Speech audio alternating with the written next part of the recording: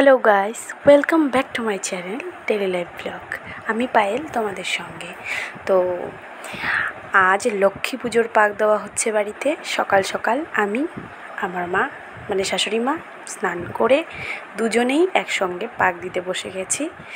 তো আজ যেহেতু লক্ষ্মী পুজোর দিন খুব তাড়াহুড়া বেজে যায় সারাটা দিন, তো আমরা আগের দিনই করে রাখছি।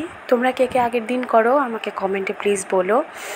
আর পাক দিতে যেহেতু অনেকটা সময় লেগে যায়, তো আমরা আর বিভিন্ন অন্য অন্য কাজ থাকে, পুজোর গুছোগুছি থাকে, আরও ফল বানানো, আরও অনেক কাজ থাকে যেগুলো নাকি একসঙ্গে হয়ে ওঠে না, অনেক দেরি হয়ে যায়। তাই আমরা কিছু কাজ আগে এগিয়ে রাখছি। আর যেহেতু মার শরীরটা ভালো না, তো আজকের দিনটা আমরা পাক দিয়ে রাখবো। কালকে লক্ষ্মী পুজো, কালকে আমরা বাকিটা একসঙ্গে করে তারপরে আমরা তাড়াতাড়ি পুজোটা সেরে নেব।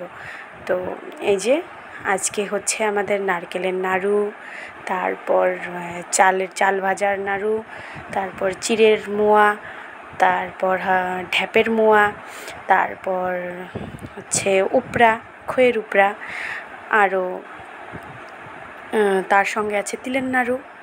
তো আমরা বাঙালি মানেই আমরা পুজোতে এসব খাই, মানে আমাদের ঘরে থাকবেই আর কি। তো দুর্গাপুজোর জন্য ঘরে এক্সট্রাভাবে বানানো হয়েছিল। তো আজকে যেসব বানানো হচ্ছে এটা নিরামিষভাবে নিয়ম করে বানানো হচ্ছে, আমরা ঠাকুরকে দেব বলে। ঠাকুরকে মানে লক্ষ্মী পুজোতেও ব্যবহার করা হবে, আর কিছু আমরা ঘরে গোপালের জন্য তুলে রাখবো। যেহেতু সবসময় পাক দেওয়াটা সম্ভব হয়ে ওঠে না, তো আমরা একসঙ্গে বানিয়ে রেখে ঘরে স্টকে রাখবো, যাতে আমরা এই কার্তিক মাসে গোপালকে সকালবেলা এই নাড়ুটা দিতে পারি। যেহেতু কার্তিক মাসে গোপাল তো খুব নাড়ু পছন্দ করে, তো গোপাল ঠাকুরের জন্য এই নাড়ুটা স্পেশালি আমরা তুলে রাখবো, নারকেলের নাড়ুটা। তো এই দেখো উপড়া বানানো হচ্ছে, এটা খইয়ের উপড়া। এটা লক্ষ্মী পুজোতে দেওয়া হয়, রচনা বানানো হয় এই খইয়ের উপড়া দিয়ে। আমার বাবার বাড়িতে তো এই বেতের কি আছে এটা মনেও নেই, ওটার মধ্যে পাহাড়ের মতো করে দেওয়া হয়, কিন্তু এখানে দেখলাম আমার শ্বশুর বাড়িতে একটু অন্যরকম। যাই হোক, দেওয়া হয়।